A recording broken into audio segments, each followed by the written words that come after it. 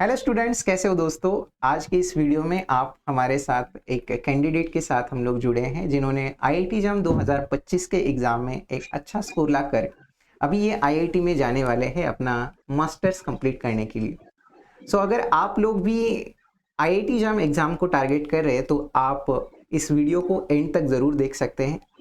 अमन ने इस एग्ज़ाम को कैसे प्रिपेयर किया था, उनकी एक्सपीरियंस हम लोग जान लेते हैं, उनकी जर्नी जान लेते हैं और उसका फ़ायदा आप स्टूडेंट्स को भी हो सकता है। आप भी उस तरीके से प्रिपेयर करोगे तो डेफिनेटली आपको भी इस एग्ज़ाम में सक्सेस मिल सकता है। तो चलिए जान लेते हैं, थोड़ी सी बातचीत कर लेते हैं इनसे। तो पहले तो हम लोग अमन जी को कॉन्ग्रेचुलेशंस बोलते हैं जिन्होंने आईआईटी जैम एग्ज़ाम क्वालिफाई किया है। कॉन्ग्रेचुलेशंस अमन। और थैंक यू सर। हाँ, अभी आप अपना थोड़ा सा इंट्रोडक्शन स्टूडेंट्स को बताइए कि आप कहाँ से बिलोंग करते हो और कैसे कैसे इस एग्ज़ाम के बारे में आपको पता चला, फिर आपने कब से प्रिपरेशन स्टार्ट करी, इस बारे में थोड़ा सा बताइए। मेरा नाम अमन है और मैं श्री मुक्तसर साहिब पंजाब से बिलोंग करता हूँ और मैंने आईआईटी जैम की प्रिपरेशन जून में स्टार्ट की थी।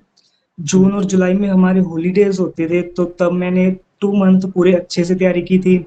उसके बाद मैं बठिंडा यूनिवर्सिटी में पढ़ता था, हम्म। तो वो अप डाउन होने के कारण मैं मेरी बीच में स्टडी स्किप हो गई थी। हाँ तो हाँ उसके हाँ। बाद मैंने लास्ट में अच्छे से की थी।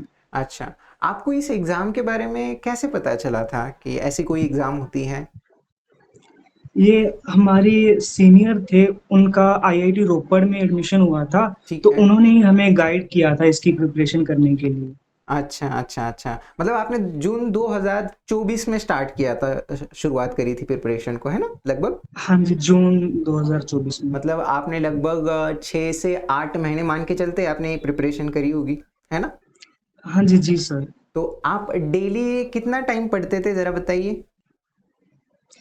अ, ऐसा कुछ जून-जुलाई पर्टिकुलर में टाइम तो टेबल आपने बनाया था या मतलब जैसे ही नॉर्मली किसी दिन किया, किसी दिन नहीं किया, ऐसा चलता था आपका? नहीं, नहीं, जब मैं घर पर था तब मैं लाइब्रेरी में लग गया था जून-जुलाई में। ठीक है। तो वो तो मैं सुबह जाता था और शाम तक स्टडी करता था कंटिन्यूअसली लगातार।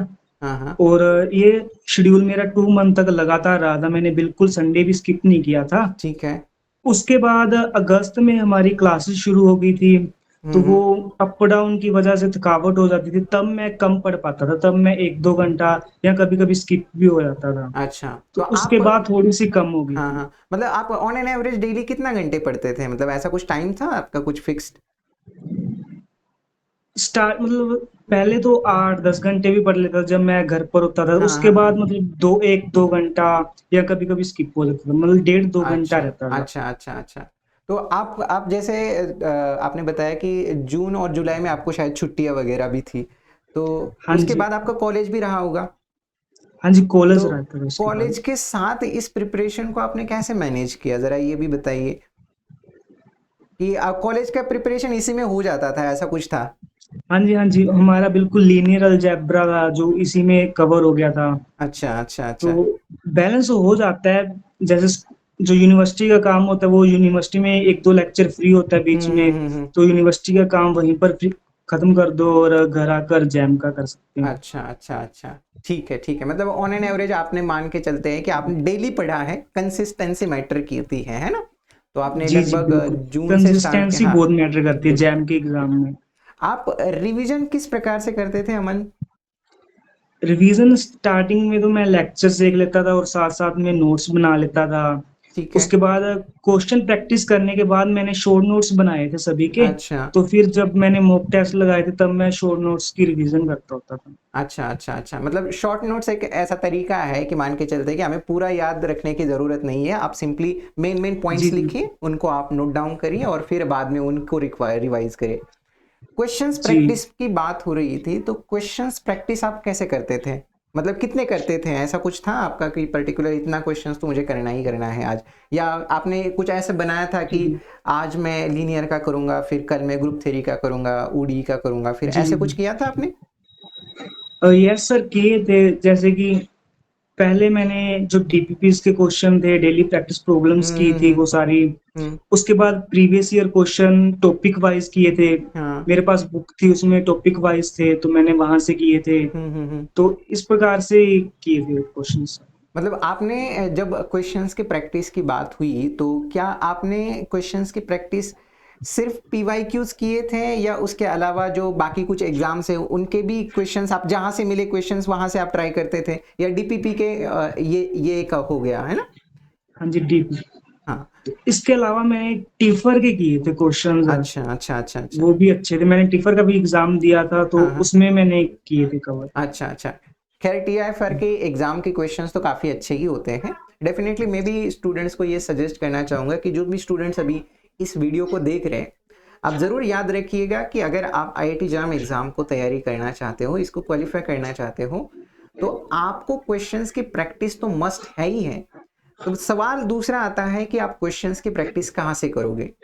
तो सबसे पहली जी बात, आप आईआईटी जैम के पीवाईक्यूज लगा लिए। अगर जी आपको ऐसा लगता है कि आईआईटी जैम के पीवाईक्यूज थोड़े से पहले स्टार्टिंग में ऐसा हो सकता है कि आपको थोड़ा सा टफ भी लग सकता है, तो उस केस में जी जी आप बिल्कुल। जैसे दिल्ली यूनिवर्सिटी के पेपर्स आते हैं या सीयूईटी पीजी एग्जाम के क्वेश्चन पेपर हो सकते हैं, आप इनसे शुरुआत जी करिए। जी फिर इनसे जी शुरुआत बिल्कुल। करने के बाद आप आईआईटी जैम के पीवाईक्यूज लगाइए। अगर आपको लेवल और थोड़ा अच्छा करना है तो आप एनबीएचएम के कर सकते हैं, आप टीआईएफआर के कर सकते हैं। इनके जी क्वेश्चंस जी अगर आप कर पा रहे हैं ना, तो आप मान के चलना आईआईटी जैम एग्जाम के क्वेश्चंस आप आराम से कर लोगे। तो पीवाईक्यूज आपको जी। करना मस्ट है ही है। आप जरा अमन ये भी बताइए कि जब आपने पीवाईक्यूज किए तो आपने सारे के सारे पीवाईक्यूज किए थे या कुछ पर्टिकुलर साल से आगे आपने पीवाईक्यूज किए थे? मैंने किए तो ईयर वाइज थे, सारे ही किए थे।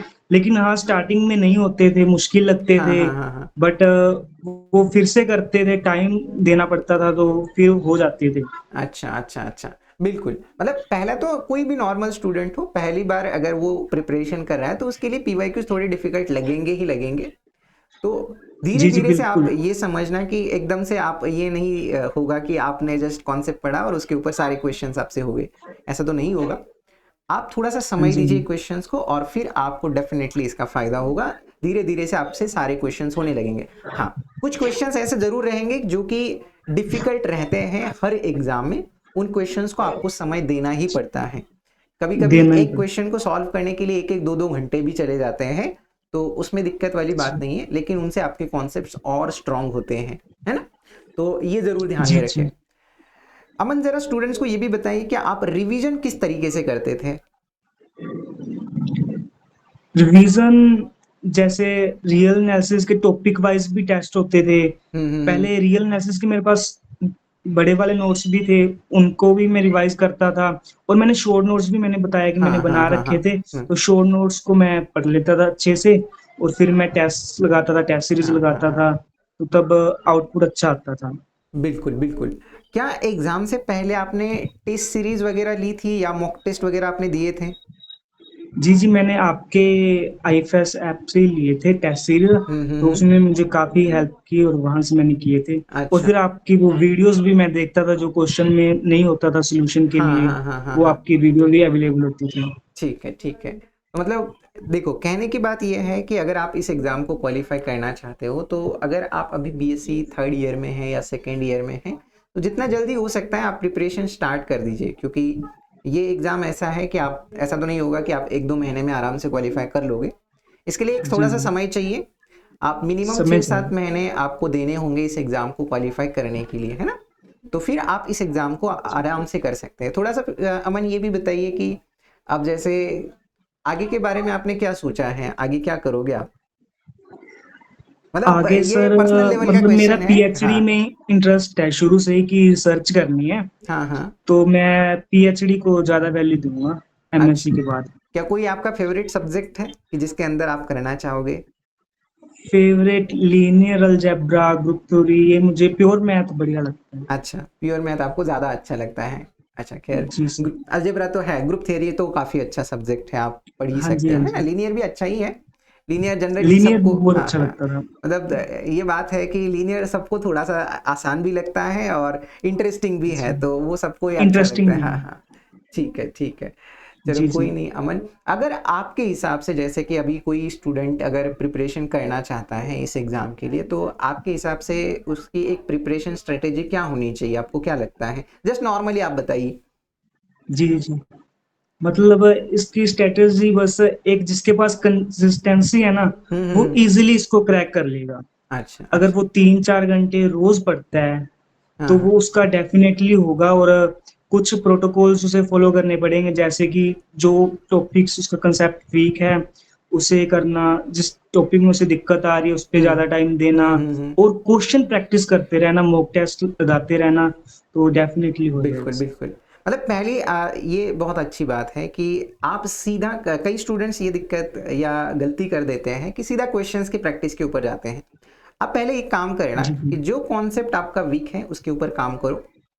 काम जी करने सर। के बाद उस कॉन्सेप्ट के ऊपर जो कुछ भी क्वेश्चंस आप लगा सकते हो लगा लीजिए। उस कॉन्सेप्ट के ऊपर के पीवाईक्यूज आप लगा लीजिए मोस्टली। आपको पता चल जाएगा फिर आपका कॉन्सेप्ट ठीक हुआ है कि नहीं हुआ है। अगर नहीं हुआ है जी फिर जी से उससे के ऊपर काम करिए। ऐसे करोगे फिर क्वेश्चंस की प्रैक्टिस आपको मस्ट करनी है। मैक्सिमम क्वेश्चंस की प्रैक्टिस आप करिए। अगर ऐसा करते हो जी लास्ट में आप मॉक टेस्ट दीजिए, इसका फायदा जरूर होगा और फिर आसानी से एग्जाम में आपको फायदा होगा। 3 घंटे में आप आराम से पेपर सॉल्व करोगे। मॉक टेस्ट का बेसिकली फायदा यही होता है कि आप 3 घंटे में पेपर को खत्म कर सकते हैं। क्योंकि अगर आपने इतने समय दिया है एग्जाम के प्रिपरेशन के लिए तो ये वो 3 घंटे खराब नहीं होने चाहिए। तो मॉक टेस्ट का फायदा बेसिकली यही होता है कि आपको वो टाइम मैनेजमेंट सिखाता है कि उन 3 घंटों को कैसे मैनेज करना है। ठीक है।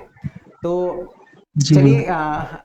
अमन जी से थोड़ा सा अब उनको बाय बाय बोलने का समय आ चुका है। थैंक यू सर सो एक मच। क्वेश्चन पूछना था मुझे भी आपसे। ठीक है अ, पूछिए। जैसे मेरी रैंक के हिसाब से मुझे आईआईटी हैदराबाद मिल रही है, रोपड़ मिल रही है, मतलब हम्म लगभग मिल रही है टॉप आईआईटीज को छोड़कर। हम्म। और आईआईटी हैदराबाद और रोपड़ में मैं कौन सी आईआईटी चूज करूं? मेरा एड्रेस पंजाब का है। देखो देखो डिस्टेंस के हिसाब से देखा जाए तो आपको कौन सा पास में जाता है। आईआईटी रोपड़। रूपर आपको पास में जाता है। खैर दोनों आईआईटी अच्छे हैं। आईआईटी हैदराबाद से एक्चुअली हमारी एक फैकल्टी भी है, चाहे तो हम लोग उनसे बात कर सकते हैं। तो अभी हम लोग लेक्चर के अभी थोड़ा सा ये वीडियो होने के बाद हम लोग उनके ऊपर बात करेंगे। ठीक है। जी ठीक है। जी बिल्कुल सर। चलिए so thank you so much हमारे लिए समय देने के लिए। और आपका थैंक एक्सपीरियंस ज़रूर स्टूडेंट्स को फायदेमंद साबित होगा, है ना। तो आपके जी फ्यूचर के बिल्कुल लिए भी sir. All the best. Thank you. Happy learning. Thank you sir.